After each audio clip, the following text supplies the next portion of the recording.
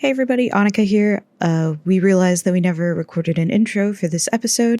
Bear with us, we are still just trying to get the hang of making a podcast. Welcome to Critical Misfits. A not so typical tabletop RPG game where we just play a bunch of misfits and have fun together. Enjoy. We start our adventure at the beginning. Not the very beginning when the gods created this land, but at the beginning of an adventure. This is the continent of Alloy, where people live in harmony, a harmony that was created by the Great Divide. I bring you into a world of magic that we all know and love, magic that cannot be explained, but can be taught. We travel through a forest and up towards a small merchant town named Tourmaline. People are hustling and bustling in the morning to get to their booths and shops. Their days have just begun. Within this town, there are lines of carriages being pulled through, heading north towards the forest. The townsfolk call this the Wild Forest. Today is a special day for Tourmaline, as these people are not just passers-by, they're students, making their way to the Bartholemew School of Magic and adventuring. You see, today is the first day of school. We pass through Tourmaline and make our way through the forest, which has opened its dense woods to let the students make their way in safely. The first bell rings as the wave of first-year students make their way in. Arriving at the school would prove the first time Igor was away from the family castle, as he and his parents having taken the day off to come and see their creation being released into the world. Drove up in their custom-made horse-drawn black carriage with golden trim, pulled by 4 midnight black horses. Igor had his face pressed up against the window in wonder. The school was all he had imagined and more. Disembarking from the carriage, Igor turned to wave at his parents before shouldering his pack and grabbing his luggage trunk. Then he began walking towards the front gates with his assembled dog Bitsy, barking excitedly to be in a new place. So, explain what your character looks like. Come along, Bitsy. Bitsy. I'm definitely going to get that name right eventually. Igor, of course, looks like all other Igors, which is, a very family trait. Made tall by the top hat that he is obviously wearing, that must add 4 or 5 inches. You're guessing he's somewhere around 5'10", 5'11". A gaunt, kind of ghastly appearance, with maybe a couple of stitches in various places, partially holding him together. The clothing is ancient looking, but although brand new. It has obviously not been worn very often, but it definitely has a touch of sophistication. One that belongs on somebody who has spent a lifetime in servitude to a particular endeavor. Which endeavor? You're not exactly sure, but it's obviously an endeavor.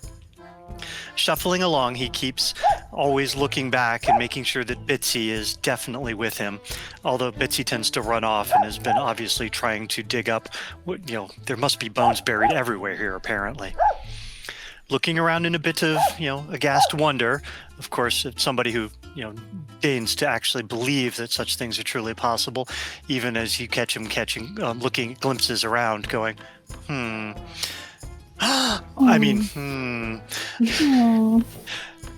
He is ready to begin his adventure at school. So you've just been dropped off. So there's a long road leading to a fountain, and off into the distance you can see a bunch of booths as well. Specifically, would stop by the fountain, check his appearance, make sure it's properly gaunt enough. Before heading down and, seeing what's at the booths. He has a little bit of coinage in his pockets and would definitely be willing to see if there's anything he wanted to take into school with him. He's especially fond of apples. Okay. So you're making your way down the main road towards Abbey Circle, which is what the Fountain Circle area is named. And we introduce the next character. A horse-drawn carriage approaches the school. It is a dark emerald green with yellow embellishments. Those of you exposed to society can recognize this as a horsey cab. A woman comes out of the cab with her bags and luggage, i.e. a hot pink carry-on and a zebra-printed large trunk. It is emptied out by the man who drove the carriage. He holds his hand out, looking for payment. Mom, are you there? Yes. Okay, I just did. He holds his hand out looking for payment. I rummage in my purse, which is kind of fancy, and I have a coin purse that I open that has like the old-fashioned where you kind of have to twist and then open it, and I grab a couple of coins and hand it to them. He nods his head and then runs back into his horsey cab and begins to trot away. Okay. So why don't you explain what you look like and what you're doing here at the school? So my name is Daisy Do Right, spelled D-O-W, right. I'm a dwarf, which you could probably say I'm like in my 50s, early 50s, mid 50s human years, but 115 dwarf years. I have 2 kids, but they're grown, and my beloved husband, Stefan, passed away.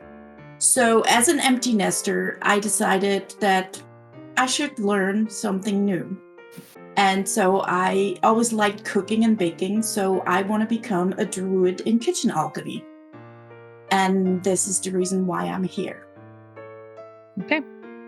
So same thing, you hop off and you have your little carry-on in your trunk. And it just the same thing. Basically, a lot of signs point to follow the main road to that same fountain that Igor is at right now. I kind of look around because I'm kind of lost. I usually don't have to carry stuff. I don't see anybody, so I kind of grab my trunk and kind of scoot it along. It's pretty heavy. I get to the fountain. I'll take a rest, and then I'll go and see what's available at the booths. And you see somebody sitting there looking in the reflection, and who could be very well a valet. Oh, yeah. Yeah, so you see Igor there. He's just like looking at himself, dressed very much as a hotel valet would look. Oh, excuse me. Are you the valet? What? Well, I'm not. I am not a valet. But what assistance do you need? Well, my lady? trunk is really, really heavy. I usually don't have to carry it. So would you mind helping me? Well, of course. I can give you payment. No payment required, except maybe. Never mind. But of course, I will be able to help you. We can move it possibly together. That would be wonderful. That would be wonderful. Thank you so much. And I kind of look in my bag, and I grab like an apple that's kind of not the prettiest apple anymore because it's been in the bag a little bit. And I'll hand it to you. I'll like hand it to you and go like, would you like this instead of payment? Ooh, I love it. I mean, yes, I love apples. Well, then have it, because I'm not a big fan until they're cooked in a pie. Of course. By the way, currently I have a strength of 9, so me with this thing would be, an immense struggle along trying. Yeah. You've seen pictures where people are attempting to carry way too many, bags behind some lady. You both have really low strength. I'm a 10. So it's a comedic thing that you like the front and me the back, or the other way around. We're just kind of lurching it along. We'll do the first strength. We'll do the first roll of the show. Oh. I'm gonna have both of you roll strength. Just normal strength check. Okay. And then tell me what you get. Oh, I got an 18. I have a question on roll 20. Whenever you do a roll, it always, like a strength roll, it rolls up 2. Is it always just do a... It always rolls at advantage or with disadvantage, just in case. Then always just take the first number. Yeah. All right. 15. Okay. So you guys, weirdly enough, you lift up this trunk and it's pretty easy for both of you together. I don't know. It's like that first day of school adrenaline that you guys are having right now, that you were just able to be like, lift it up with both of you. Apparently, you left the first or the cast iron skillet at home. Yes, and no school books yet. So as you guys are doing that, we'll get the next character. Most of the carriages brush past this tall, elegant person as they approach through the woods on foot. The woods have opened up, which is something they've never seen before. They make their way up to the front of the school alone with minimal baggage. All they seem to have is some new clothes that they thought would suit the school. They approach the school in awe, having never seen something as big and elegant until now. And they came from the mountain up to the north. So,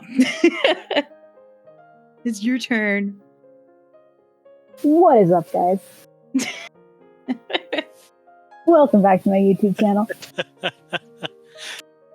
I'm sorry. I'm sorry that I'm like this. I'm very overwhelmed. I've forgotten what people were like. Hello? Does anyone want to be my friend? Hello? So as you enter into the school, same thing with Igor and Daisy. There's just a bunch of signs, like arrows being like first year's this way, like towards that big fountain that you see. And if you want, you can also kind of just describe what you look like as well, if you wish. So bold of you to assume that I know how to read. All right, so my name is Rayan, but I just go by Ray because I ain't about all those syllables. As a moon elf, I'm pretty #pale. Do be looking like the moon though.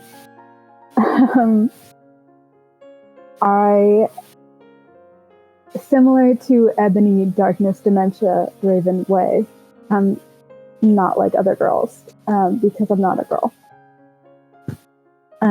Moon Elves said gender, I don't know her. I stand a little bit above the crowd at 6'5", but it's chill. I'm used to being above everyone else up at the top of the mountain. So what's the difference? Except for I'm closer to people, and they're louder up close. Moon elves have characteristic like blue or purple eyes with like golden flecks in them, golden specks. Flecks, is that a word? It is now. I've made the executive decision. And has a trait of their parents. The hair on like top that you see is black, but then like the underneath side is like silver, because genomes go burr. So if they like put their hair up, you can see that it's silver. Ray is like 80s to 90s, maybe. Time is hard to keep track of when you don't have a calendar, but like in terms of like human years, it's about 16 to 17. Yeah. So you see all of the crowds basically going down towards the fountain. So you just kind of think like, maybe this is where I gotta go. And you wait for most of the crowds to just pass by, and then you just kind of like walk behind them as like the lone straggler, just because you're like, I don't want to be near all those people. And quickly pass by two people struggling with a chest. Yeah, let's, do you guys need help? Can I help you? Oh, God, be so kind. Oh, I think we've got it. It's not really as heavy as it looks. Although, are you sure? Maybe if you we just seem set a little it down winded. if we set it down for just a second. Whew. Bite into an apple. Crunch. Crunch. Oh. By the way, what is your name? Oh, mine? Yes. I am Igor of the Stenhausen Bridge Igors, that I will remember later what my actual family name was. I'll go look that up in a bit. Very pleased to make your acquaintance. Hey, nice to meet you. I'm Daisy Do-Right. Daisy Do-Right. Yes. Very pleased to meet you. Nice to meet you. And you are looking up at this tall, pale, willowy elf. Call me Ray. Sup? Yes, Mistress Ray. It is very pleased to meet you. As you can see, we are combining our efforts in order to bring forth Mistress Daisy's trunk here. Whew. Hey, what exactly is in there? Books. And some clothes. The entire family library? No, I left the cast iron pan at home. Oh, small miracles. Heavy. Oh, thank you for allowing a bit of a break. That was good. Crunch, crunch, crunch. I think we should probably be catching up with everyone else. Probably. Sure. Would you like to grab a corner? Yeah, let me help out with my big muscles. Compared to us, they probably are. I'm like Tubbo, like I'm like secretly buff. Like you wouldn't think it by looking at me. You're like wiry. Right. Yeah. And then I'm just or like Wilbur, you know? Like So you you wouldn't literally think you probably pick up the trunk and just go, oh, okay. You're just like, dude, what are you guys complaining about? This trunk is easy. I've got it like on one shoulder. Yeah. And Daisy is like, oh, wow. Oh. Don't harm yourself, mistress. Okay. You are strong. Like So you guys just kind of look around, try and see where all of the crowds are going, and you notice that all the crowds are congregated in this fountain as well, and they're all at one booth, well, like around the fountain. Oh, okay. And so you can see that all of them are just at this one booth that's labeled First Year's Welcome Booth. And it's like a long line of people, and yeah. Are you both new students as well? Yes, despite my age, I am. Oh, you don't look a day over 50. Oh, thank you. You're a charmer, Igor. Should we stand in line? Well, we can, or Ray could put the trunk down and we can sit on it. Good idea. It's very sturdy. So you guys get in line and wait, or you guys wait for the line to die down? Yep. On the trunk? Okay, well, so as you guys are actually sitting there, you're just kind of like looking. So there's a total of 2, 3, 4, 5, 6, 7, 8, 9, 10. Get back here, bitchy. There is 10 booths that are circling this fountain. And you see the first year welcome booth, second year welcome booth, third year welcome booth. You see one labeled the Adventurers Guild. There's another one labeled the Druidic Circle. There's Alpha Wizard Theta, the Badass Fighters Alliance, Club of the Dead, Alchemists Guild, and Books for Humanity are all of the booths that you guys see here. Interesting. Oh, I wonder if after you sign in, you sign up for various clubs or organizations or whatever they might call them here. I lean down to Igor like, what's a club? Pardon, mistress? Like the school organizations where if you have an interest in the books, you could go to the librarian club, or if you have an interest in sword play, you could go to the people with the sharp pokey things club. You never heard of a club? For the weapon. Oh. Yeah, no, like back home, I was in the knitting club. We met once a month and we would discuss knitting patterns and look at new yarns and try out new things and new techniques. and we would share them. Oh, I love knitting. What is your favorite stitch? I love a slip knot when I have finished sewing up a scar. Oh, no. Purl 2, knit 2. It makes a lovely ribbed pattern. Ooh, shall have to get you to teach me that. I could possibly apply it on Bitsy over there. What, you want to knit her a sweater? As you look, you realize that Bitsy's got a few patches that don't quite match the rest of her. It's like that. The term mud, is bred for many dogs. In this case, Bitsy looks to have been made for many dogs. So Daisy kind of looks at Bitsy and then kind of does the, tilts her head and goes like, Bitsy does the same thing back at you and then goes like, bark. Okay. Sure. Bitsy then runs off to go find a stick and comes back with a stick and looks at you and is wagging the tail with the stick. Sit there and play, fetch for a few times. Take the sticks and throw it. Yep. As long as Bitsy doesn't take my knitting needles to do that, I'm okay.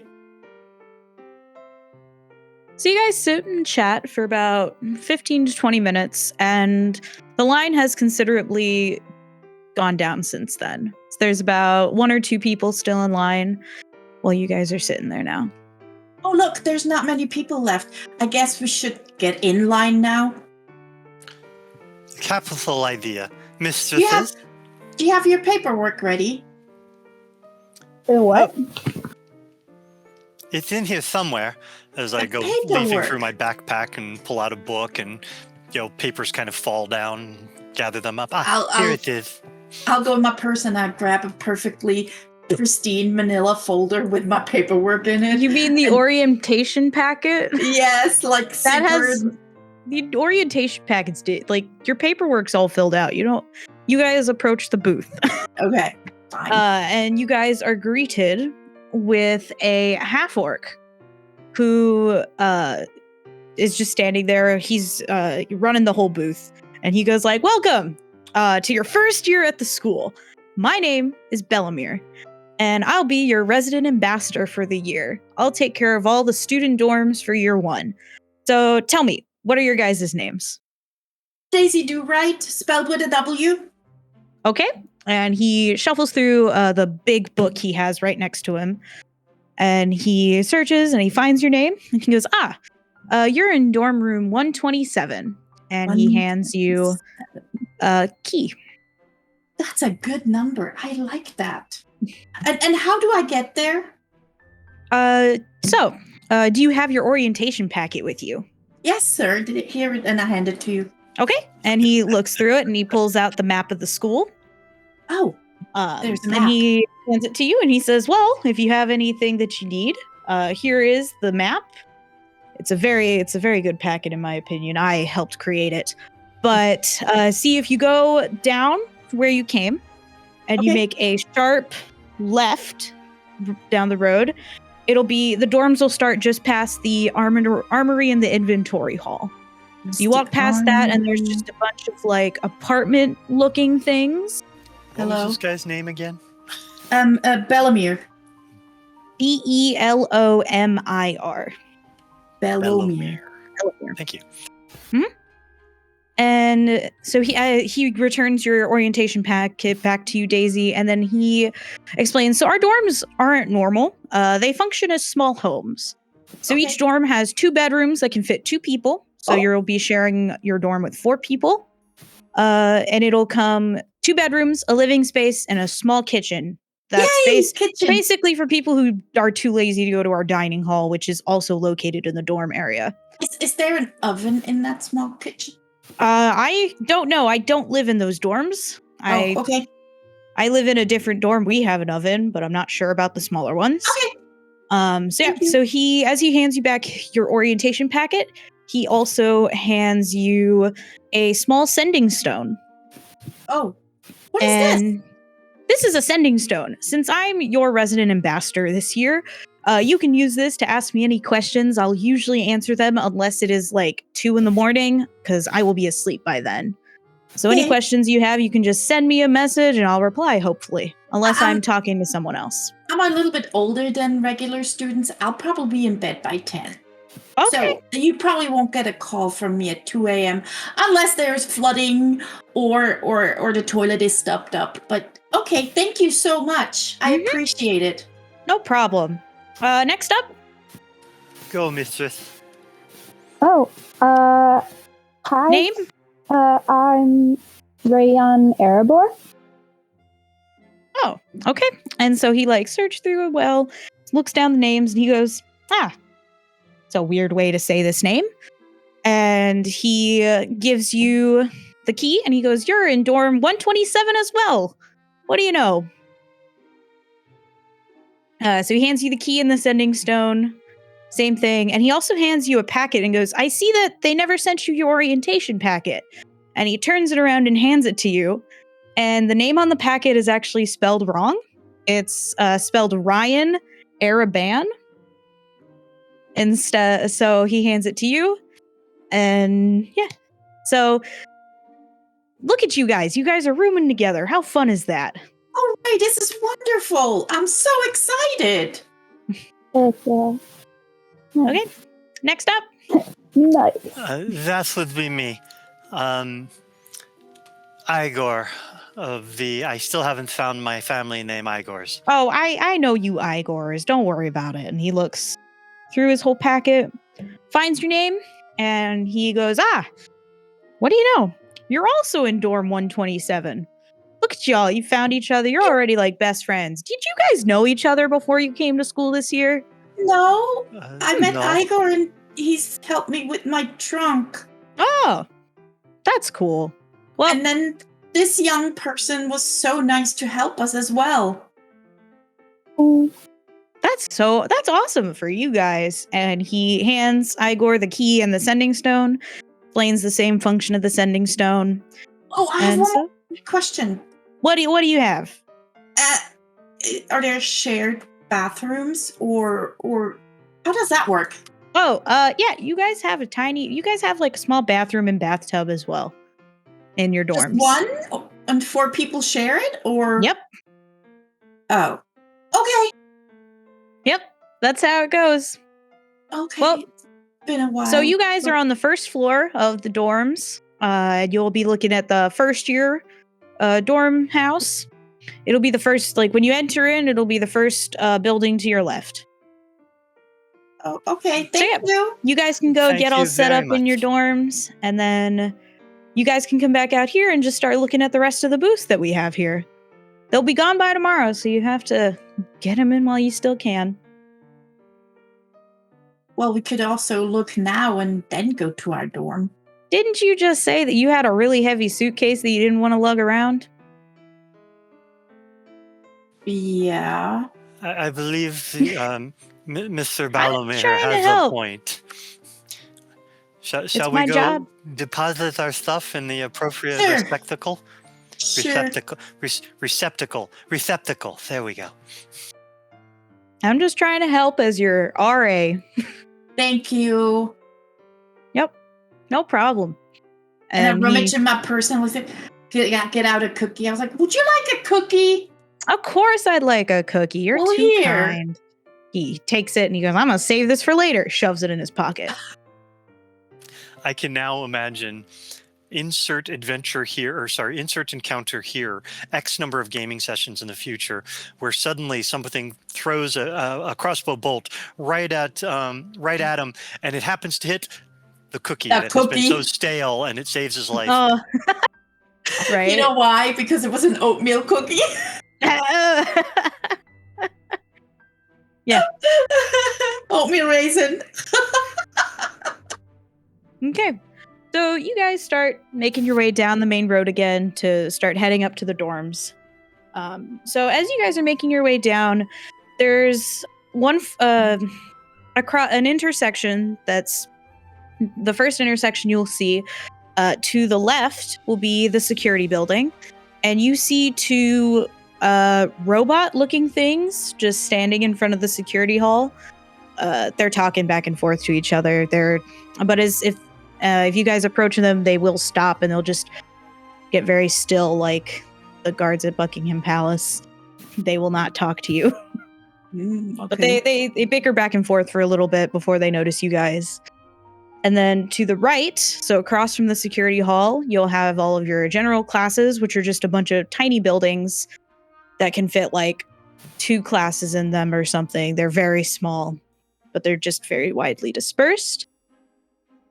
And then you keep heading down, and you see a really big building that looks like it was made like last year.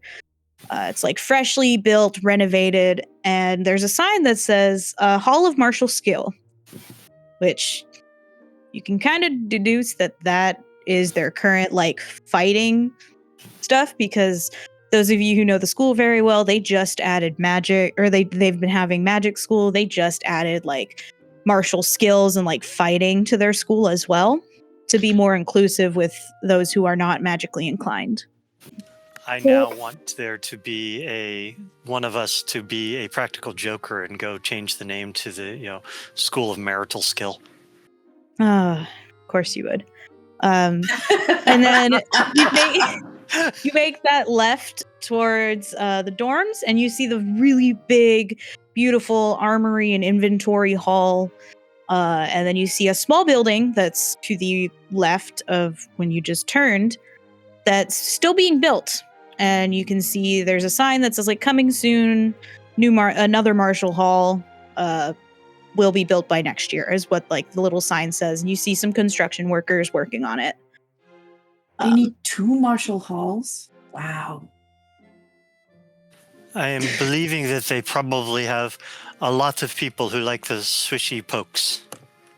You mean swords? Yes, the long knives, yes. Oh, okay. See, I have a cooking spoon. I'll show you when we get into our room. Oh, wonderful. I'm always up for anything that can prepare a good meal. So you guys keep approaching, and you see some red-roofed buildings that are very apartment style. And then you see a big archway that says like living quarters above it. And you can see a bunch of the first years are all making their way in there and stuff. And then to the left of that building, there is another big hall area. Well, it's not as big as all the other halls you've seen, but there's like a medium-sized building with a purple roof, and you can see that it says study hall. So that's where you would go if you want to get away from the dorm and stuff to go study. So yeah, you guys make your way into the dorms. Immediately to the left, you see the first year dorm apartments, just like Bellamere told you. And you guys make your way in to the first floor, and you're able to easily find your room. Okay. Do we have a 4th roommate? I don't know. You gotta open the door and find out. That's ominous. Yeah, no. let's knock. Hello. So you knock, and you hear some like a chirp of a bird in there as you knock. And you hear another bird chirp, and then you hear a smaller bird chirp in response. And then the door opens, and you see a medium-sized kanku, like a black raven kanku, who is just kind of like staring up at you guys, because the kankus are relatively small. I mean, they're probably the same size as me. Daisy. Yeah. Okay. So he like looks up at all of you, and he just kind of like looks, and then he turns around and he chirps towards the other people. And then you see a smaller kanku approach, and he looks at you and he goes, hello. My name is Drib. My family, Casey and Luce. I live here. Do you? Yes. We just got our dorm assignments, and it just happens that all 3 of us are in this dorm as well. I'm Daisy. And then that's Igor. And this is Ray. I can't remember your whole name. Can I call you Ray? Igor and Ray. Yes. Drip.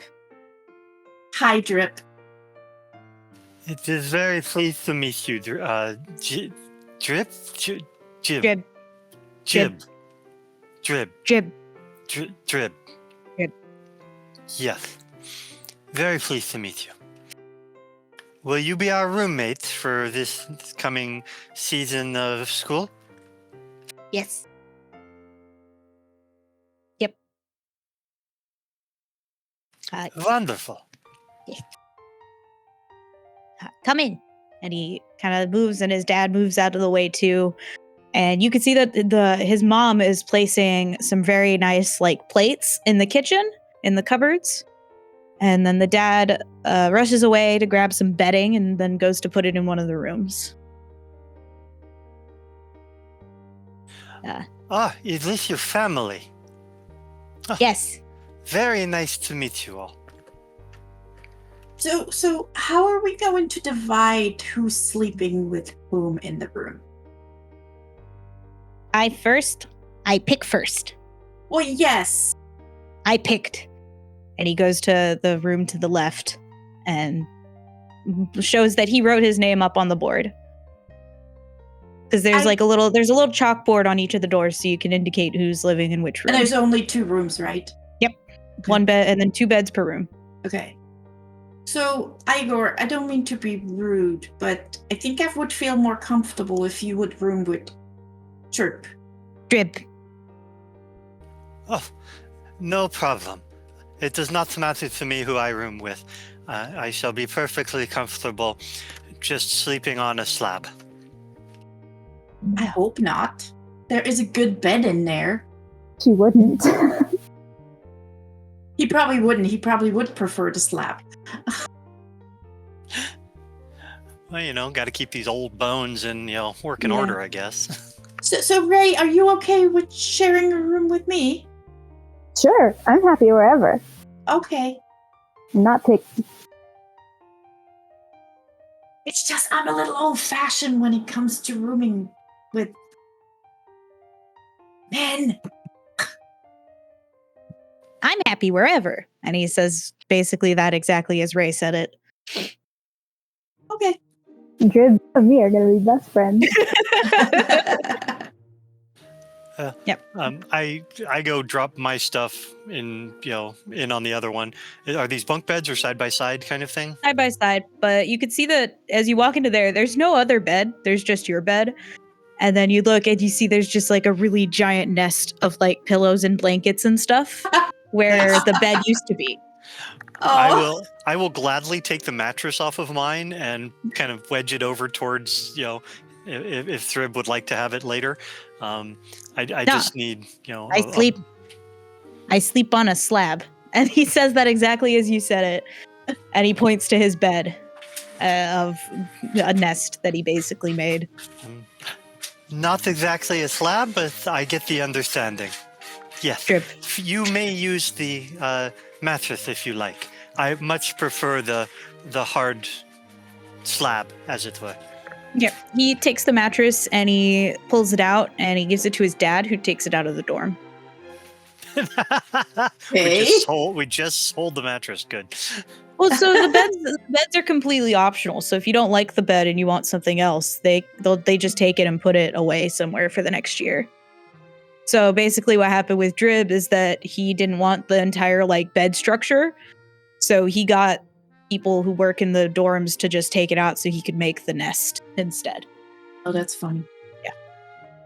Nice. Yep. So yeah. So you guys are starting to just decoration montage. Yeah. Actually, once I was done putting things away, I'd go knock on the door and, for the other one and ask, would anyone like to go back and check out the campus clubs? Clubs? Drib's like right behind you and he just goes, clubs? Clubs. Clubs. Clubs. Clubs.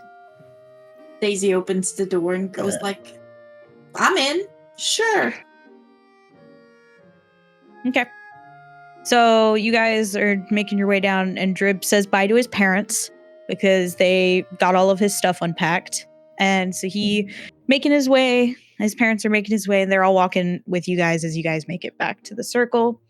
But as you guys get to the exit of the school, he gives nice heartfelt hugs and chirps to his parents, and then they start making their way out back to Tourmaline. And he follows you guys in back to the clubs. Did you guys want to hear what all the clubs are called again? Sure. Well, there were two that I actually cottoned on to. Sorry, wrong voice. What was the druid one? I know. So there's the Druidic Circle, Wizard or Alpha Wizard Theta, the Badass Fighters Alliance, the Club of the Dead, the Alchemists Guild, and Books for Humanity. What was the very first one? The Druidic Adventurers Circle. Guild. Oh, the Adventurers Guild. And then there's the Druidic Circle. I know that Igor is going to be interested in the Alchemist Guild and the, Alchemists. Oh yeah, that's right. I will be real with you guys. The only ones that I have stuff prepared for is everything but the Alchemists Guild and Books for Humanity. Because I don't know why I stopped there. But I did by accident.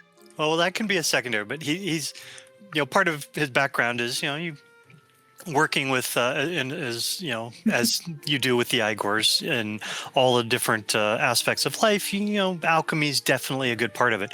But so is the grouping of the dead. So he'll try that one first, I guess. So anybody else? Any other ones that anybody else wants to go to? I want Druidic Circle. Druidic Circle. So basically, there's 5 booths on each side of the fountain. And so the first 3 are the welcome booths. And then right next to the first year welcome booth will be the Druidic Circle. And then the Adventurers Guild, the Badass Fighters Alliance, and then the other 3 are on the other side. So just look at all of them and see what they offer. Okay, so do you guys want to start from your guys' welcome table and work around? Sounds good. Sounds good. All right, so you guys approach the Druidic Circle first. So, as you approach the Druidic Circle booth, you see a Firbolg, gnome, tabaxi, and elf, all sitting behind the booth. And there's also a genasi standing in front of the booth, or standing at the booth, running it. The other 4 are just sitting behind it, chilling. You guys can't really make out what they're doing. Unless you guys want to roll a perception check to try and see what they're doing. Oh, sure. Why not? Yeah, let's find out. I'm sure they're back there with a 6. Okay. Yeah. You have no idea. Daisy? 17. 17? Did you want to roll anything, Sav? No, I'm just happy to be here, man. This is what happens. AKA, I didn't make my character sheet and I can't roll anything. I'm working on it. Wow. Hold out. I mean, I can roll for the main 6 stats? Yeah. Okay. Well, I'm working on it. Okay, well, I mean, perception is straight wisdom, plus if you're proficient in it. So do you want to just roll straight wisdom? Yeah. I've also got a +2 on perception. I think. If it's wisdom, then I've got a 20. Well, no, it's technically perception, but... Where is that? Okay, so I got a 19. Skills? Okay. In my skills? Well, either 2. way, if you know what's going on behind that table. Okay. So you guys kind of look a little more into it, and you can tell that these 4 people are high as fuck on something. They're living their life and they don't even notice you guys. They're on something right now. And if you guys stare for too long, the genasi moves and steps kind of to try and cover them so that you guys can't see them as well. And then she goes, welcome to the Druidic Circle. We're the only club dedicated to those who are pursuing the Druid class here. My name's Nami, and these folks behind me are just on their break. Don't worry about them. And Daisy is See, now really? I'm more worried a little bit. Don't worry about it. It's fine. Daisy just kind of walks around you because she's so tiny. her nose is like right table height, right? And she just looks at those people. And as you're doing that, Nami just like shoves a pamphlet in your face and goes, any of you pursuing the druidic class? Actually, yes, me. Oh, that's awesome. Well, here's a pamphlet. And then she hands you a rod as well, and it looks like a flashlight. So she hands you a flashlight as well, and she goes, well, if you're taking any classes at the nature hall through the wild forest, you need this to be able to pass through the forest without getting attacked by creatures. The rod or the flashlight? It's a rod that looks like a flashlight. Oh, okay. Nature hall. Yeah. All right. Well, thank you so much. Yeah. But I want to ask you something. What? Did they, by any chance, eat cookies? No. Because I need to know where I can get that herb to make those cookies. No. I could and not. I wink at you. I'm like, the cookies. Okay, I'm gonna make an insight check. I can just imagine somebody in the background going, they were brownies! So, insight. Oh, I have nobody helping me with my freaking defeat. Oh, I have no insight at all. I rolled a 4. Yeah, so you look at her and she's like stern as can be, like basically be like, I'm not telling you shit. Oh, you will eventually. You look like a narc. She's not telling you anything. So what I'm gonna do then? I'm gonna grab one of my cookies out of my bag, and it's actually a brownie because I bake brownies, and I'll give it to her. So she takes it, and I was like, if you change your mind, let me know after you had that brownie. She takes it and sniffs it, and then turns around to the Firbolg and goes, what's the Firbolg's name? Shoot. This is me. Notions is so weird because like you can't open things in like as a new folder. You have to like physically go and open Notions again. Where is he? There. Oh, it's a girl. Oh my god, this is how well I know my NPCs. So she turns around to the Firbolg behind her and she goes, "Hey, Jophine, you'd like this," and hands the brownie to the Firbolg. And then turns around and goes, "I don't do that stuff." Oh, I see. My apologies. Mm-hmm. Can you introduce me to the Firbolg? Nami turns around to Jophine and like looks and is like, "Now's not a really good time for any of them." Okay. All right. I might see them in Nature Hall, I would guess. Maybe, yeah. And then she grabs 2 more pamphlets. Thank you for the pamphlet. Yeah, hands them both to Igor and Ray. And he's like, if you're ever thinking about doing that thing they call multi-classing, a druid is always fun. You get a fancy flashlight. Go through the woods. Thank you very much. I will definitely look this over. Nice. And so you guys look at the pamphlet and some of the basic stuff that it says. One of the the front of it goes like, can't figure out a class? Come join the Druid Circle and find your inner forest dweller. We are one with nature and love to speak to animals and trees. Plus, as being part of the Druid class, you get your very own Forest Seeker to navigate through the wild forest safely. Is basically what the pamphlet says. It's very fun. Standardly bad marketing. Got it. Yeah. It was made by college students. What do you expect? College stoners, man. Yeah, I was going to say college students who are high on their own personal brownies. The college stoners pamphlet, guys. I really like these kids. They were so nice. I think I'm going to join this club. Yes, mistress. I think you will probably do very well there. Igor, call me Daisy. Yes, mistress. Yes, Mistress Daisy. It's going to be a long campaign, Laura. Yeah. Okay, so you guys make your way to the next one, which is the Adventurers Guild. So you approach, and the Adventurers Guild has 3 people at the booth. an Aarakocra with a bow on his back, a human with a staff and some robes on, and a turtle with nothing but a book in his hands. And as you guys are approaching, there's already 5 other first years there crowding the booth. And you can hear various things such as, when are you guys going to be taking applications? Or when will Demtar be visiting us? And are you guys going to be holding the Adventuring Cup here this year? And then quickly, as all of these questions, like they're just like these 5 children are all just like speeding all these questions. The human then comes up and just like smacks his staff on the ground. And then he says, we'll be talking to the Grand Observer Bartholemew later today about the Adventuring Cup.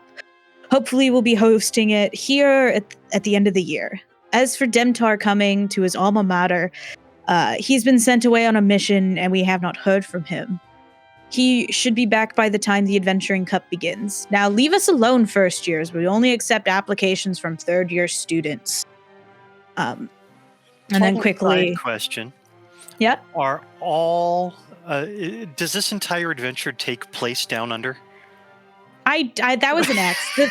The Australian accent for this one was a mistake, just because I had the Australian accent for the other person. I was just beginning to wonder. That was a mistake. I didn't mean to do it for this guy.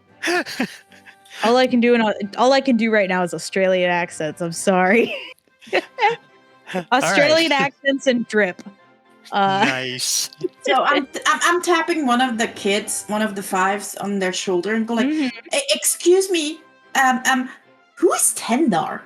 Demtar? Oh, so actually, I have a little sidebar. So basically, you guys hear the word Demtar, the 2 of you who have like been around and actually like know society and stuff. You guys actually know who he is, and it's spelled Demtaar. Is how his name is spelled. Okay. He's a dragonborn who is part of the Adventurers Guild. Everybody knows him. He's the most successful adventurer in the guild and the most popular. He also went to school here before he became part of the Adventurers Guild. Like his 3rd year, he immediately applied and got in, and he's just been successful ever since. He's charming and people look up to him, and they always just flock to try and join the guild because of him. Okay. Basically, he's their poster. Sorry. Yeah. He's their poster child. Yep. Yeah. Okay. So also, the Adventurers Guild isn't a club at the school. It's basically like when you go to high school and you have all those colleges coming to like recruit for the college. They're basically like recruiting you for the guild for when you guys graduate from the school. Oh, okay. So, yep. All right. Yep. I don't On to believe the we next can one. do anything here. Yeah. Well, let's shall we check out the continue new on? one. Sure. Yep. Ray, you're so quiet. Are you okay? Yeah, I don't know what's going on. Neither do I. But it's exciting, isn't it? It's overwhelming. For sure. Dear. And I take your hand and I kind of pat your hand and it will be okay. I'm here with you. I will help you as much as I can. Just be careful eating the brownies. Okay. I only give those to special people. You might get a brownie when I know you better. Yes, Mistress Daisy. You had an apple.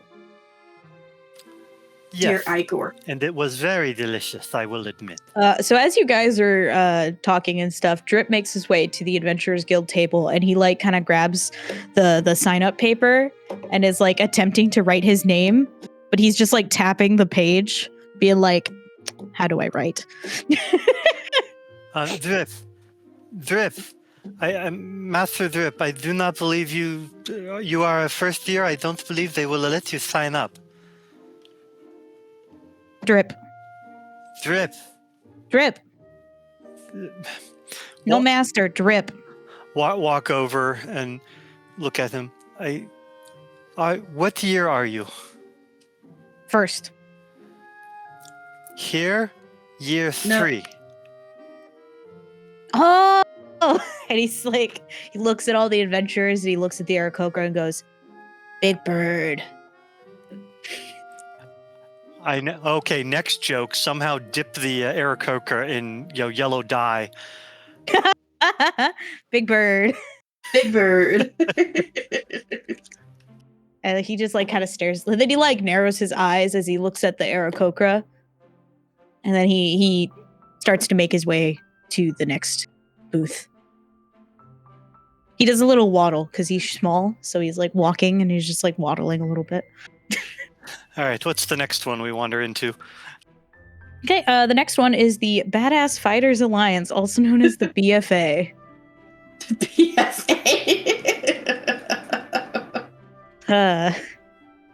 Yep.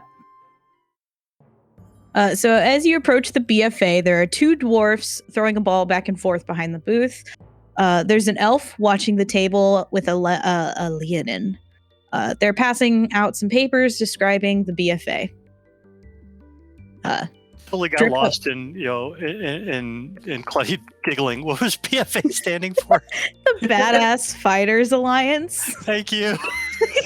The BFA. I was originally going to name this. I was originally going to name this the Badass Fighters Club, and I was like, oh, that's not a fun acronym. BFA is funnier. I'm excited. She's a fine ass. So as you guys are making your way, like, Drip like waddles super fast and like looks up at them, and then just like takes the paper with his beak, and then like grabs it to hold it and start reading it. And I'm sure that the three of us are sitting in the back, all kind of looking at each other. Do you have Big Swishy Poke? No. Do you? No. No. You look and you see that Drip had. Upon further inspection, you notice that Drip has a quarterstaff on his back. Drip do be a martial fighter. That's a new one. Not something I would have expected. That is interesting. Drip tough. Drip tough. Drip tough. Of course. The drip. Of course. Respect the drip, Karen. It's what he says to you guys. Respect the drip, Karen. Respect the drip. I regret this remark. Oh, there's got to be some history here somewhere. So if you guys go and grab some nice BFA papers as well. Mine as well, do the whole, new students coming into a club that they're obviously not suited for, and be like, yeah, we'll read these later. Yes. And then walk back around to the other side. Okay. Well, so you guys take the papers, and Drip walks up to Ray, and he kind of tugs on your clothes and holds up the paper at you. And is like, club, join. Misfits, I think he wants you to join the BFA club. And he looks at you, Igor, as well, and he goes, club, join. And holds up the paper in your face. Isn't this the one where you have to be a third year? No, that's the Adventurers Guild. The Badass Fighters Alliance. You guys just walked by and didn't ask any questions. Oh, well, I'm not really a fighter, so... I'm not a fighter, but I can hit you with my spoon. Nice. Don't Cast hit iron me. spoon. Clang. No, it's a wooden spoon. Thank you very much, Drip, but I do not personally... Igors don't tend to fight, if we can help it. But I'm a mom. you in adventure school. Well, if they have a self-defense class, I might reconsider. But badass fighters. Self-defense? Survival instinct? Badass fighters. Drip. Badass fighters? I think he really wants us to join. Master Drip, if you want to join, you may join. That is all up to you. Drip, do you want us all to join? Join. Friends. All right, I'll do it. I was going to say, I can see this going really badly. YOLO. Maybe they can teach me to use my spoon. I mean, the better. only other one is like the books one, right? And that's for nerds. So And the Alchemist one and the Dead Club. I mean, those ones have some real There's possibilities. It's also Alpha Wizard Theta. Yeah, they got some great possibilities going on here. well, let's see all of them before we make up our minds. Yes. Are you okay with this trip? Fine. We can. You know what? Here's what we do. We get all of the paperwork from each club. Then we're gonna go back to the dorm and we look at all of them. And I bake us a new batch of cookie. How about that? He takes his feather hand and he starts like rubbing his chin. And like contemplating, and he's contemplating for like a very long time. And he goes, "Yes." Okay. And I kind of pat him on the head. He turns around back at the Badass Fighters Club and he goes, "I'll be back," or "I'll be back." That's what he says to them. And then as he says that, the lion just like waves and goes like, "Okay." Hey guys, it's Anika, the DM of this beautiful show that you guys are in. I just wanted to do like a little break just to say thank you for listening to this show this far. I hope you all are enjoying it, and we're sorry about the delay for this first episode. A lot of stuff happened the week prior to uploading this, so editing wasn't able to get done. But this week we will be uploading, so we're episodes up. You guys are listening to it, obviously. Next episode will be going up on November 4th, same time, and it will be located everywhere that it's currently located. Potentially more. We might be getting it up on iTunes soon.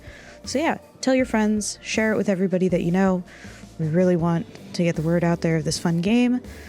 And if you know anybody who would want to play, you can contact us on Facebook or Instagram or Twitter, and we might be able to get some people in here for fun. And if you also have any like name suggestions for NPCs, DM that to us or tag us on Twitter, and I will potentially pick names that you guys give me for NPCs, and I'll name some people after you guys if you want. I don't know. It's better than using a name generator, I guess. So yeah, that is it for this break. It's kind of short because I don't have much to say. But yeah, next episode will be going up November 4th. And yeah, so on to the rest of the episode. See you guys then as you make your way around. The next one would be Alpha Wizard Theta. You guys walk up there and like there's like 3 people just standing there, and as soon as you guys approach the booth, they just kind of like give you the cold shoulder, and then there's like a sign that says "No first years." That's rude. I believe they have the same policy as the Adventurer Guild, where they don't allow first years. Still rude. I would agree, Mistress. We have to have our booth open for purposes. You can take a pamphlet, but you can't join us yet. What year can we join if we decide to want? Next year? Second. And what is your group about anyways? Wizard shit. So Daisy, who's usually very, very nice, her like upper class upbringing is coming out right now because she feels treated snobbish. So she totally turns on her snob and is like super annoyed with these kids and goes like, "Oh, okay. So, and what is it, wizard shit?" Just stuff wizards do. I mean, we like study together, do parties, because wizard parties never stop. Oh, really? Just a bunch of wizards that hang out together. I mean, Can you imagine that wizards? gives you the right to be rude to first years? we're not allowed to have first years. It's school rules. Yeah, that doesn't mean you can show them the cold shoulder. That's rude. And Daisy just turns around and is like, and walks off. Clearly not a wizard. Whatever. He turns to his friends and goes like, "Clearly not a wizard." I think that Mistress Daisy does have a point. That, who knows, maybe someday she's going to be a very powerful wizard and you would want her in your club. I guess. Turn and follow We Daisy. had to be here. We didn't want to be here. They made us get here to do this shit. Okay, so after it was Alpha Wizard Theta, you got the Club of the Dead. Which I have a little bit written for here. I'm just gonna wing it though. So as you guys approach the Club of the Dead, there's 2 elves manning the booth, along with a rather tall and handsome human with them. There's also 2 skeletons in a cage that look to be just like not moving. Ooh, Igor walks up and just kind of walks right by and goes to look at the skeletons. Nice. I see you like our skeletons we have there. You can that one over there, and he points at the one closest to you and goes, "That one's Bones." I don't remember what the kids named it. I just sponsor the club. I think they named that one Bones and that one Rattles. I don't know. Then the Is this 2 the elves. human speaking? Yeah, so the human is speaking, and then the other 2 elves are like, "Yeah, that's pretty much what we named them. We thought it was funny." Are they animated or are they just for an anatomical study? So the 2 elves, one of the one on the left says, they came to life once. That's why we named them fun stuff. The spell kind of wore off though, so that's why they're just limp in the cage. Interesting. I see this one has a broken femur. I wonder if it happened before or after death. Yes. That was our friend. He accidentally hit the skeleton too hard. I can understand that. Could be easy to repair if we wanted to do it. May I have your pamphlet, please? Sure. And my name is Igor, of the Igors. Oh, dude, you're so, like, we heard about you guys. Like, you guys are cool. And this is still the elves talking. The human is like still just like looking at the skeletons, being like, "What have I gotten myself into with these kids?" But the elves are talking to you and stuff, and they're just like having fun conversations. Basically, willing to have a 10-minute conversation over anatomy of skeletons, and end up walking away from there going, "Oh, I am definitely signing up."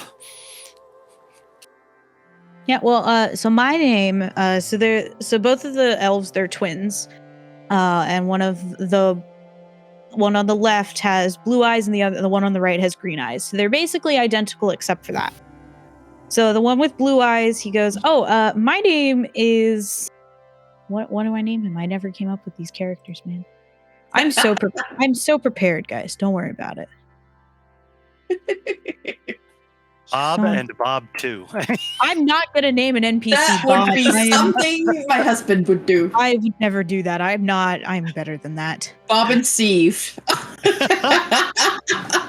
I'm better than that. I know you are. I swear, for me, there have been probably 50 Bobs in my games. Right. Oh. My name is Addan. Addan. So that's the one with the blue eyes, and then the one with the green eyes goes, "My name is Adam." So it's basically spelled the same, but with an M at the end. Addan and Adam. I guess it's better than Addan and Adan. Adam is blue eyes or green? Addan is blue eyes. Adam is green eyes. Okay. And then they like turn and they point. They look at the human, and they're like, "Oh, and this is our teacher. He's the head of the the necromancy stuff. He's like head honcho of the necromancy classes." Oh, it's very nice to meet you. I'm sure I will look forward to taking many of your classes. "This is Sir Quincy Adams," and they both like show their hands out like Will Smith did in that one meme. He's just like, "Yeah, this is my wife." Basically, that's what they do for him.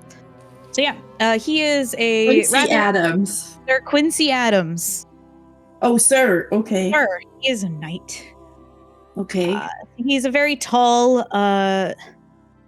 very dark-skinned human, has dreadlocks, but the front dreadlocks are a blonde, and then the rest of them are all a very dark brown. And he is wearing green Elizabethan clothes. So he kind of looks like Orlando Jones-ish a little bit, or? I don't know who that is. Oh, okay. So that is Sir Quincy Adams. Nice. Yep. And as they introduce him, he goes like, yes, that's me. Been running this thing for a very long time. I wonder... So pleased to meet you. So pleased to meet you. Oh, you as well. I'm happy to have another Igor to teach. I've taught about 3 of them so far in my lifetime. You taught my grandfather and my father and my great-grandfather, and I thought that you also taught one of my cousins as well, but I'd have presumably to go back there's a lot of them, and I do live longer than most humans. Perks of necromancy, you know how it goes. Oh, yes, of course. Yes. Basically, Igor's just fawning here. Fan Igoring. I do have extra help this year for teaching. One of my proteges from the past, she'll be helping as well. Her name is Genevieve Robbins. She'll be teaching all the first years this year, so you'll be having her as your necromancy teacher. Oh, I so look forward to meeting her. Yes. She was one of my star pupils in the early years of me teaching here. So, luckily enough, you'll be able to find her. You'll get to meet her soon. I'm going to go back and look at these skeletons to see if we can get them moving again. And he goes back and starts finagling, doing stuff to try and get them to come back to life. And Daisy's like, Igor, are you done yet? Oh, yes, mistress. I mean, no, Mistress I'm just Daisy. asking because these skeletons creep me out. Oh, but they're so exciting. I mean, the things you can do with a skeleton are amazing. Okay, horrifying. You do Skimming you. over that. Right? Drip walks up to the cage and he looks at it and he shoves his beak through the bar of the cage and goes, "Skelly man." Drip, we gotta I go. would die for you, Yes. Drip, yes? Go? Yes, we go to the next booth. Oh, okay. So you guys make your way to the Alchemists Guild. They had a pretty late start to pulling their booth together, so they're still setting up. They do have some pamphlets out if you guys want to take them. They have some potions to try. They have some labels on them. Drip immediately sees that and tries to grab one and drink it. No! You gotta try and stop him? Yes! Okay, so I'm gonna have you roll dexterity. Oh no! Do you know what my dex is? Do you know what Drib's strength is? Okay. Oh, a 14. Okay, he got a 7. So as soon as you see him try to rush towards the table. Oh, okay. Yeah, you just swing your arm around him and be like, "No!" And he does grabby hands as you hold him, being like, "Drink. Drink." No. And am I in front of him? So I kind of stop him. I thought you would have had him in arm hold, holding. Oh, okay. Because he's small. Is it possible to see which one he grabbed? Is it there still a label on the table? So he didn't grab one. He was just kind of wanting all of them. They're all shiny, and he was just ooh, drink. May we sample some of them? Maybe. We haven't labeled them yet. And the person who knows what the bottles are hasn't shown up today. So we just have them out as decoration. Oh, okay. We kind of all had a late start. We had a little incident yesterday in the alchemy room. We had to clean that up. We were up really late trying to fix that. And Just mixing stuff wrong. You know how it goes. don't you take notes? Yeah, but sometimes you just want to experiment, you know? I understand That, entirely. I get that. That is so scary. Well, then hold on. I Drip do kind of that. reaches out again and he goes, drink. Drip, no! Tricky ass. No! Thirsty. Drink. Mr. Savy, Yes. I have a question. Do you ever make a new recipe from Yes, scratch? I just realized I do the same thing in the kitchen. See? It's the are same you idea. are you like a kitchen alchemist or something? Kind sort of. I don't use explosives. See, we But- don't normally either, but it's like when you mix two things together, sometimes they explode. But I make these do and be I like pull that, though. out some really fancy, pretty cookies that are like pink with hearts on them. And they're like a sugar cookie, and I give each of them like a sugar cookie. As you're handing out the cookies, Drip holds his hand out and is like, cookie? Yes, and I'll give Drip his cookie. Okay. He starts like immediately just like gnawing on it and like And the cookie Hang on is giving them like a feeling of home, a feeling of like being loved. Because I make the cookies with love. So it's like my own kitchen alchemy. Because I accidentally discovered that I have a little bit of magic while cooking. nice. Nice. Love that. So those cookies, those heart-shaped cookies are like the homesick cookies. Like they can cure homesickness. You eat them and it makes you feel like you're at home. Like that Oh. feeling, you know what I mean? Yes, I'm loving this. And with Right. you, so Bob, I am going to give you a DM inspiration. Okay. Wait. You have D&D Beyond open, right? Yes. So right next to your walking speed, there's a little thing that says inspiration next to it. Yes. See, if you tap that, that means you have a little inspiration thing. Uh-huh. And if I'm correct, you can use it whenever you want. Okay. And you can basically, it gives you the opportunity to re-roll something.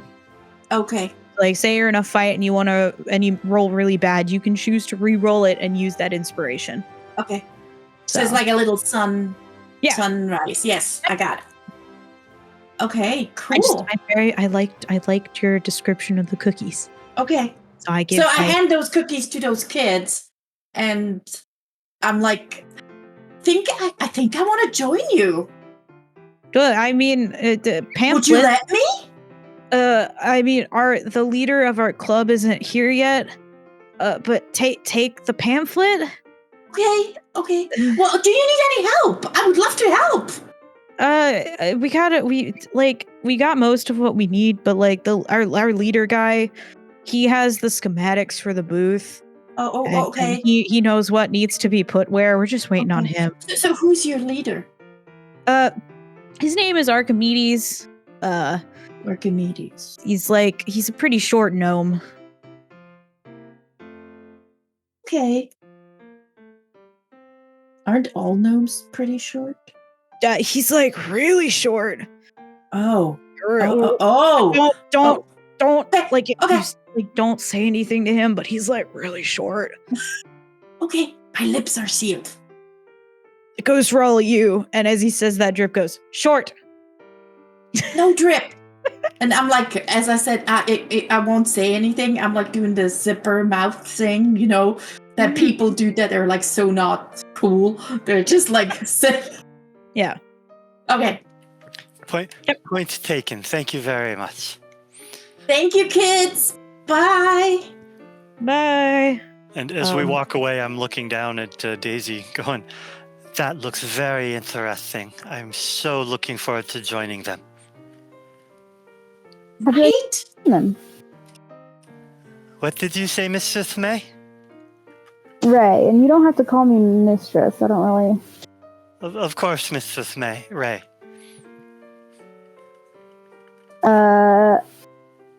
Yeah, I mean, Have you already made up your mind?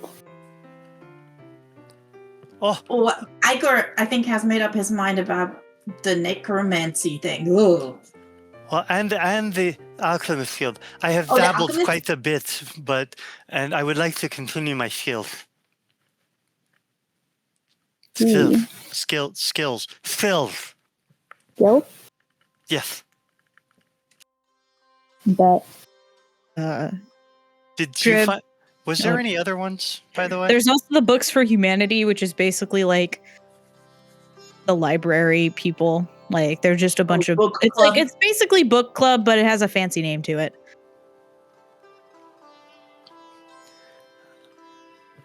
Shall we go check them out as well? And Sure. force our GM to make something else up? Yeah, I did pretty well with the Adventurers Guild, man. I love it. Oh, you can't join. Skip. Hey, I was just like, dude, they're I'm just teasing. You're doing wonderful. Set up, like You're doing a great they're job. I'm stressing out, man. having fun. So, Okay, all right.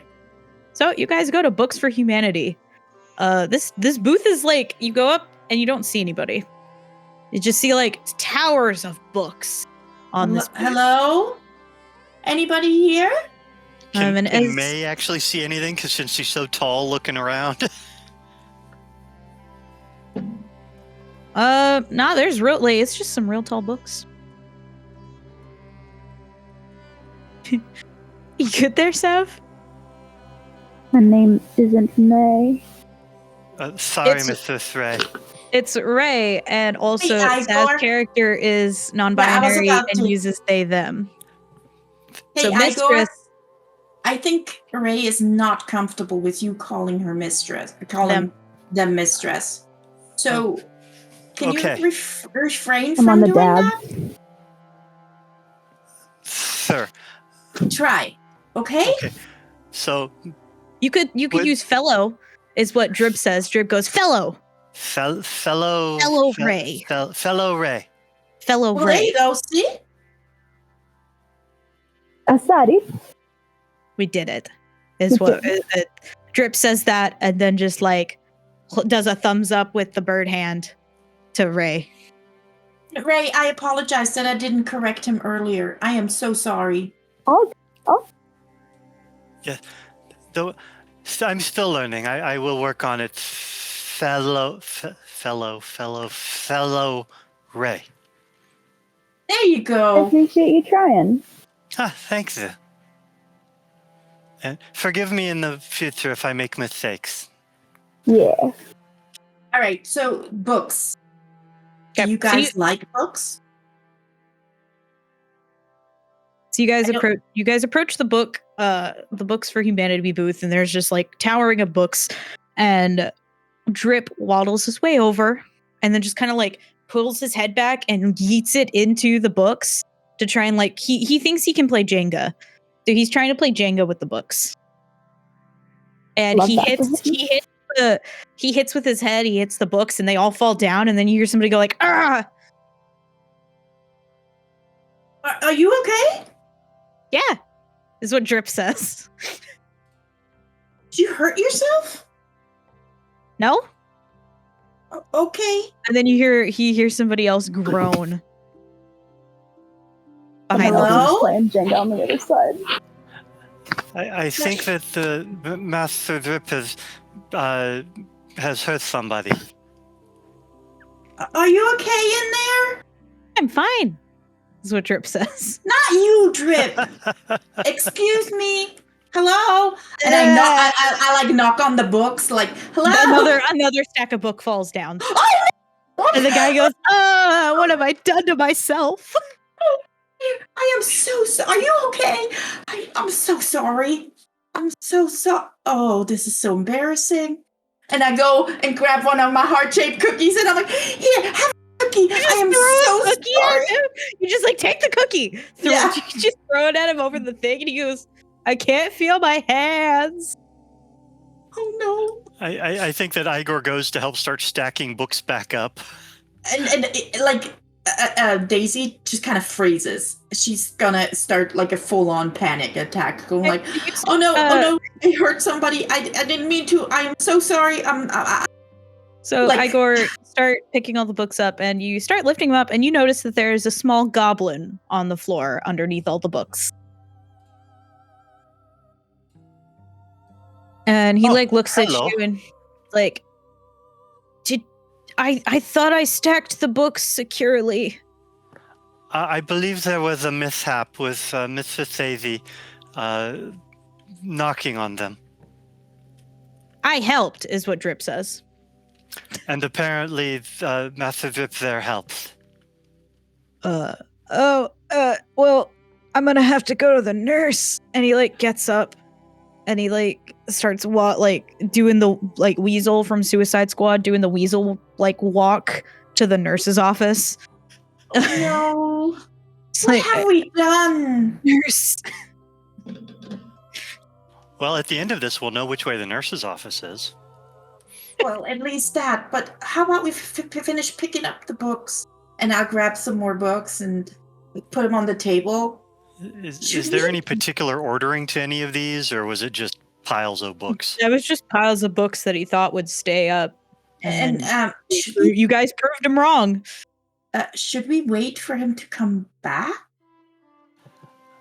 I don't think so. The chances of anybody wanting to actually steal all the books when they're perfectly available within a library is kind of beyond thought. Are you sure? Do you have any inclination to steal them? Well, if there's a cookbook. Good point. Make an investigation check. And as you guys are doing this, Drip walks over to Ray, seeing that Ray's all kind of just chilling, and then slowly holds up the BFA paper and holds it up to Ray and he's like, "Badass fighters." Me being the dummy. Yes. Where do I find what investigation? It's in your normal skills, and remember the skills are alphabetical. Oh, the skills. Okay, investigation. 10. You don't find a cookbook. Okay. All right. Oh, yeah, so he slowly holds the paper up to Ray and is like, "Fighters." Sure. And then he looks at the other two and he goes, "You said after clubs we go." Did we just get No, conned? we said we're going to the dorm room first, discuss, and then we decide. But you discuss in front of books. No, we have not yet. You did. No. We are so getting You conned little by a king stinker, here.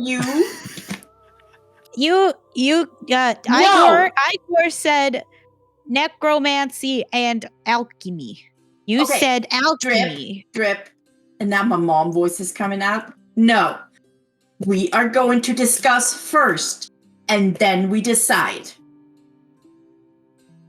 But you already discuss. No, we have not. He looks at Ray and is like, "Help." We discuss in front of books. No. You really want to be in that BFA, don't you? I want BFA. With you. I don't want you to have to be alone. BFA. That is a very good idea. Nobody should join the club entirely alone. So is that going to be the one club all four of us are going to join? Is that what it is? Do it. It's kind of looking that way. Y'all can do whatever y'all want. Fine. I will join the BFA. If I get hurt, Drip, I swear by the wooden spoon of Oma. And I can't say what else. Okay. So you guys make your way. Drip's leading back to the BFA booth. Will there be actual fighting in this club? Fighting in the name. This is what he said. What Drip says as he like waddles his way back to the BFA. But like with weapons, I'm scanning the page that they gave us. It's like Okay, actual well, so weapon you- usage. And So yeah, you look at the paper that they gave you, and it says the Badass Fighters Alliance, an after-school club that focuses on the fighting aspect that magical classes don't talk about. Talk to the head of the club, Lionel Barcelli, for more information regarding applications. Yeah, he's making like Drip is like on a mission. He's Drip is like has the paperwork halfway filled out on the way there. he's like, name Drip. That's it. Yeah. Turn it in. Yep. So you guys are back at the table, and the lion looks at you guys and he goes, I see you guys are back. Question before I join this club. Yes. Do you have accident insurance? Accident. I mean, we don't. Okay, so I'm 150 years old. Yes. What happens if I get hurt? Well, so the way that we fight, like, we have special stuff for fighting that it doesn't actually like hurt each other. So like you get hit and then you just like kind of heal immediately. It's pretty cool stuff. Oh, so there's not a big chance I can get hurt, like, say, with skateboarding? I don't. Who told you that this club does skateboarding? No, if I were to skateboard, I can get hurt. My kids that happens. My kids skateboarded. But like I the equivalent, it seems your club is the equivalent to skateboarding in the chance of getting hurt. That's what I mean. I mean, yeah, so the Grand Observer dude, Frederick Bartholomew II, he gave us some neat like equipment that we can wear that like when you hit each other, it feels like you got hurt, but you actually didn't. So okay. Yeah. And how many times a week do you meet? I mean, so we're like our area that we have is like open all the time after like classes. Okay. We have like a meeting like every Saturday for people who like just want to hang out, and like we can do like a side quest in the wild woods together sometimes, or like some like yeah. So what is the purpose of your club? Well, I can tell that you're a magic user.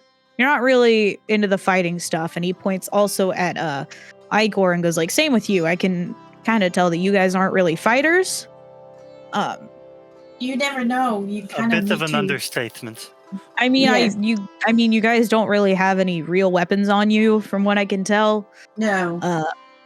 But I have a really cool wooden spoon that's big, and I would love to learn to hit people with that. Yeah. So that's what the club's about. Is we teach like you you magic users kind of how to fight. So like, say someone takes away your magic, it could happen. I've never seen it happen, but it could. Like, if you lose your magic, what do you have left? Nothing. That's why we teach magic users how to fight. Okay. Do you also do non-weapon fighting? What, like hand to hand? Yeah. Is that what it's called? Hand to hand? Oh, hand to hand. Hand to hand. That's funny. Yes, that. I mean, we could do we do like playful like sparring with each other. I mean, sometimes. Oh, okay. So you do teach the art of fisticuffs. Yeah, sure. I mean, we don't really, so we're not teachers. We just kind of like do our own thing and like help out the magic users to do their stuff. We're just here to help you guys. Cool. I'm down. This sounds fun. Like, why All not? right. I'll sign up. Okay. Well, so regarding applications, you just gotta sign your name at the bottom of the pamphlet you guys got, and Drip immediately like slams the page on the table and goes, Drip. And then all you gotta do, so we got those two dwarf dudes back there, and you immediately see both of them, and they like kind of stop throwing the ball, and they look and they wave, and then they go back to throwing, and they go, and Lionel just goes like, you gotta fight like them for like a few minutes, just like a few rounds of combat, just to like we can see where you're at. Go get my spoon first. Sure. Okay, I'll be right back. And Daisy kind of scuffles away. And Mr. Thrip, if you're so in such a hurry, you could go first. Huh? Drip? To fight? Oh, Drip. Cool. Well, so since Tav doesn't have a character sheet. Well, I mean, we're not gonna do an actual fight. What I'm gonna end up doing is I'm gonna roll percentile dice and ask you guys high or low, and then we'll just we'll see like how it goes for you guys from there. Oh, that's the wrong dice. And I'm taking this as the hey. I've This got was an my idea. one encounter, and I was like, well, so I was like, oh, we probably won't do the encounter because I was like, none of you guys are martial characters, and then I forgot about Drip. Nice. And like I said, we've all been conned into this by a Kenku. Yep. Yes. So Drip does really well. He manages to like over the first like 3 minutes, like for 3 minutes of just fighting these two dudes, you could tell that he's pretty good at handling his own. And he comes back and he's like, Drip! And he then walks up to Ray and like holds up his hand for a high five. Ray accepts high five, and then he goes, your turn. So he tag teamed Ray. I'm in. Watches I haven't fought another person in 50 years. Let's go. Yep. High or low? Low. You don't do too well. Pog. Okay. So they kind of get the jump on you, and they just they flank you at the beginning, and as soon as they did that, it was all over. Okay, that tracks. Yep. So who do you choose to go next, Ray? Who do you high five to tag team in? Igor. Igor. Igor. Yep. Okay. Just here we go. As Igor is about to start, Daisy is coming, like running back and going, like, "What did I miss? Is everything okay?" Probably not after this one. Oh, I have okay. this distinct feeling I'm going to break something, mostly myself. High or low? Low. You didn't do too bad. I mean, but not like great. You just kind of like stood there and had your fists up, and you just kind of like went like, heh, and somehow hit them. It's basically, I play punching bag for them for a little bit, and they pretend to get hit by me. Yes. Yeah, no, that's You like what happened. blind hitting, because you're scared, your eyes are closed, and you just go like fist cuffs. Yeah, just like ah! So last one is Daisy. High or low? Hi. Oh, you did great. You like beat the shit out of these kids with your spoon. Like they tried to flank you, and you like did a windmill thing and like spin around in a circle with your spoon and like smack them up on the head.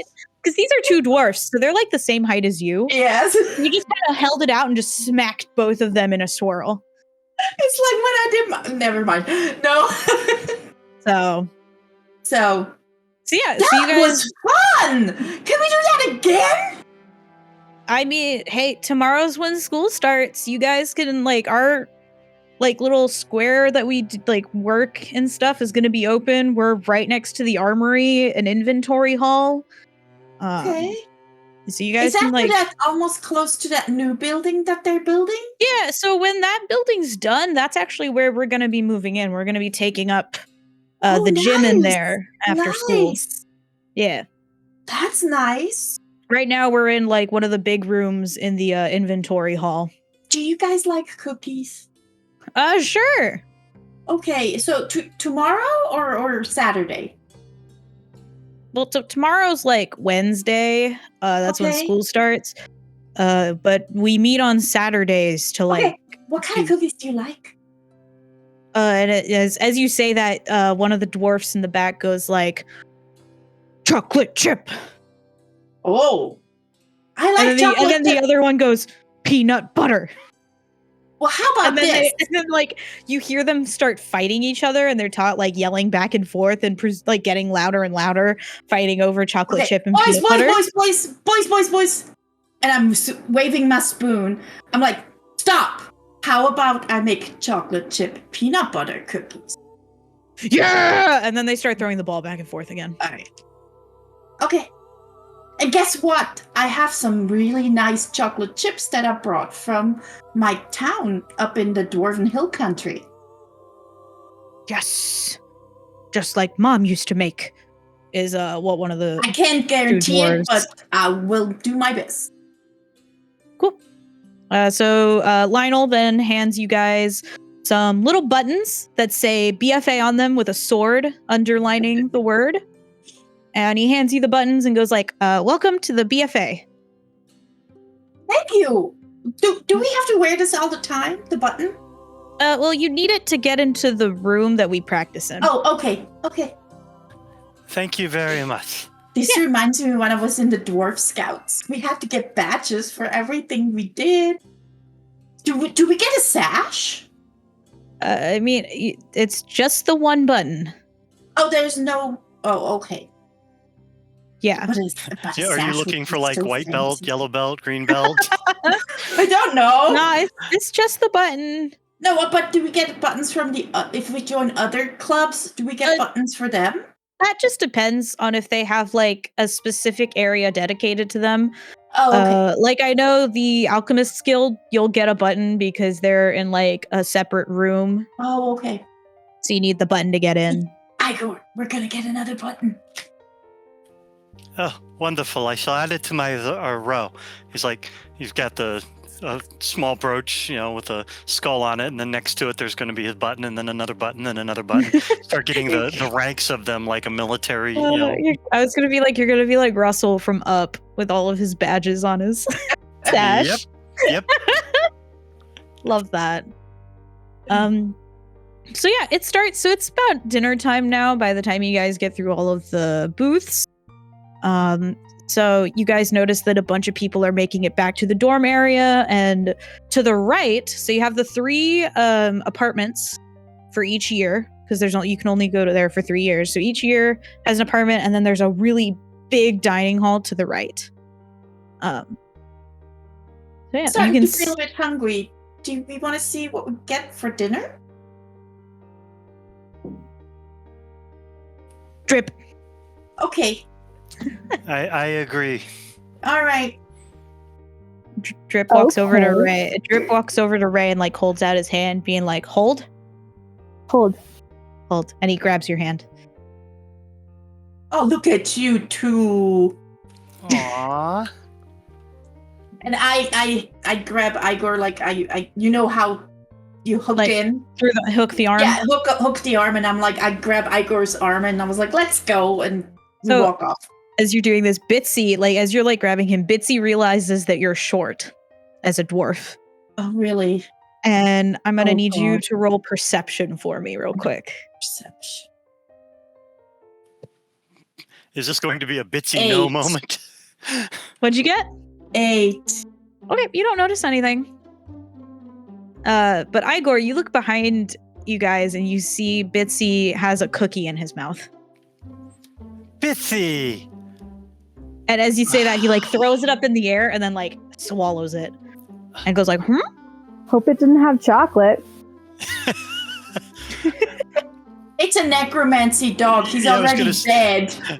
It wouldn't really matter. Yeah, he probably doesn't even have intestines at this point. So yeah. Eventually, the whole cookie's just going to come back out the other side.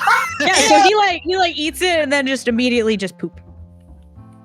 Falls out of a hole in his stomach between the ribs. And like he looks in between the patches, Like... And he looks up at Igor and goes like, Quirky thing. Reach back. Hold on a second. Reach over, grab it, and you can have more later. Pocket it and, pocket it. And he starts like trotting along right beside you, Igor. Was it one of the special cookies, or was it just a normal one? He just got one of the normal ones. So you guys enter Only have one brownie. You guys enter the dining hall, and it's a gigantic room. There's 2 stories to it. The second story is more of a balcony. It's a bunch of tables up there just in case like the bottom area fills up. And along the sides of the dining hall, it's just buffet tables. So they've basically got as much food as they could to accommodate any dietary restrictions anyone has. They want to make sure everybody can eat here. And you can see that a bunch of the tables on the main floor have been filled already. And like a lot of the people are still going through the buffet as well. I do hope they have bone broth. Bone broth? Oh, it's an Igor staple. Oh, okay. Yep. So you guys go any way you want to try and get your food. I'm not really going to ask for you guys to like describe your food. It's just food. I mean, so you guys, do you want to sit on the first floor or the second floor? I don't know. Any's good for me. Yeah. Second floor. Second floor? I want to be able to have a good view of everyone. Second it is. I was going to say, the only thing you would notice with Igor in this case is that even though he probably, commented on wanting bone broth, he got a bowl and put a very small, like 1 spoonful in it. Okay. And then piled up on a whole bunch of like fruits and vegetables and really nice, sweets and candies and everything else.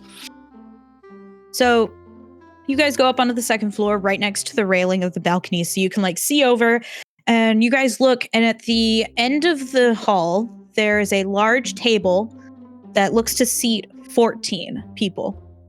Nobody is there yet. It's completely empty. And as a bunch more kids come in and start getting food and sitting down, a large ring, like a giant bell, starts ringing in the hall, and all of the second year and third year students stop eating, and they all stand up and face the table of 14. And as they all stand up, what do you guys do? I guess standing up too. I think we should stand up. Okay, so you guys stand up as well, and as you all stand up, you notice this 8-foot tall wizard walking up. And upon further inspection, you can see that he is a Fearbulg.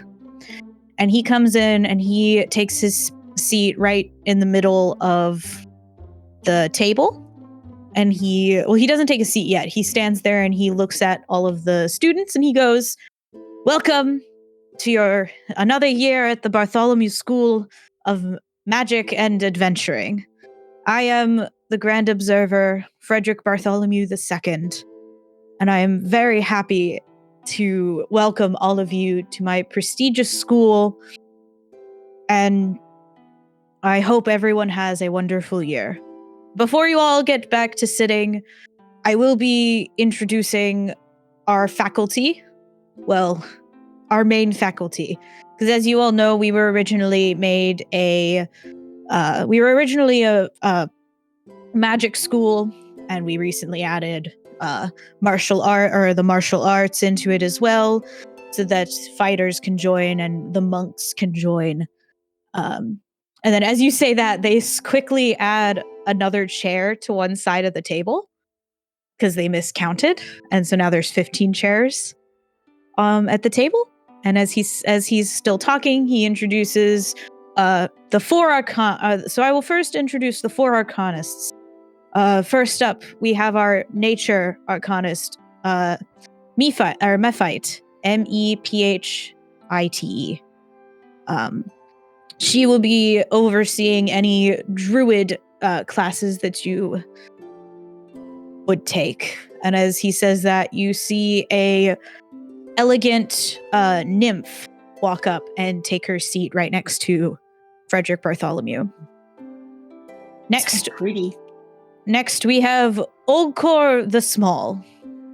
And you hear a large thump as this giant walks in and takes a seat right next to Bartholomew. And he goes, "This is our celestial arcanist. He will be overseeing any cleric things that we would be doing. Next, we have Fenin Tarnar. They will be overseeing any of our elemental magic that you all would like to pursue. And you see a slightly smaller Firbolg walk in and take a seat next to the nymph. And then he goes, Montabrej. My water bottle just fell over.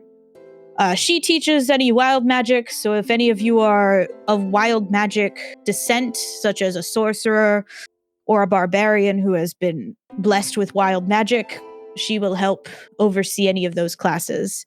And you see this very large Luxodon come in and sit next to Ulcor the Small. Next up are all of our magisters. They all represent every class or every type of magic you can encounter, such as abjuration, conjuration, all that stuff. And he introduces all of them, and one of them looks familiar to you guys. You guys notice Sir Quincy Adams eventually, as he's calling all these names, come in and sit down, and he's like waving at everybody, and he notices you guys up at the top, and he like gives a nice big wave and smile to you guys as he sees you all up on the top floor. Igor waves back. And then after all of our magisters, we have our head of security, Carson Dooley. And you see a little gnome like marching in on a little mechanical robot that makes him taller. And he comes in and he like waves and stuff. And he's followed by those two robots that you saw earlier. And they stand behind him as he sits down at the table. And then lastly, we have Sir Hammond Jeffries. He is our lead fighter and will oversee any of our martial arts. And you see this man come in, and you guys are aware of this type of species because it's a homebrew that Lars made for this world. He's a pigloid. So he's basically a pig person, kind of like the piglins in Minecraft is basically how Lars made it. That was where my mind went. It's like, yeah, did we get this from the piglins? Yes, so Lars made this race based off of the piglins. Nice. So you see a pig, a man or a male pig come in and sit on the edge on a chair that is not as intricate as everybody else's. It looks just kind of it's like the equivalent to a folding chair, like a folding chair that they just kind of slapped onto the edge of the table. Wow. They Kinda rude. legit forgot about him. So yeah, and then after they announce everybody, about 20 minutes has passed as they're doing this, and then Frederick Bartholomew then just waves his hands up in the air, and I'm pretty sure you guys are like, oh man, my food's cold. Like, we've been waiting for so long. And he waves his hands, and all of the food in the entire hall is warm again. Oh, did you see that? Very impressive. And then he says, welcome to another great year at the Bartholomew School of Magic and Adventuring. You may all continue eating. And then they sit down, and all the magic, and they're eating now as well. I have this distinct belief that they either are not diviners or they're amazing diviners. So yeah, now you guys are all eating. Before I start, I'm gonna go like, and go at that, and I start shoveling food in my mouth. Cool. Yeah, Igor's a pretty dainty eater, and he's I'm sure he's absolutely fascinated by how Ray is eating. Ray, like sitting there, like, are y'all sure this is like food? Is Yes, this safe? it's good. So as I'm shoving food in my mouth, I'm going,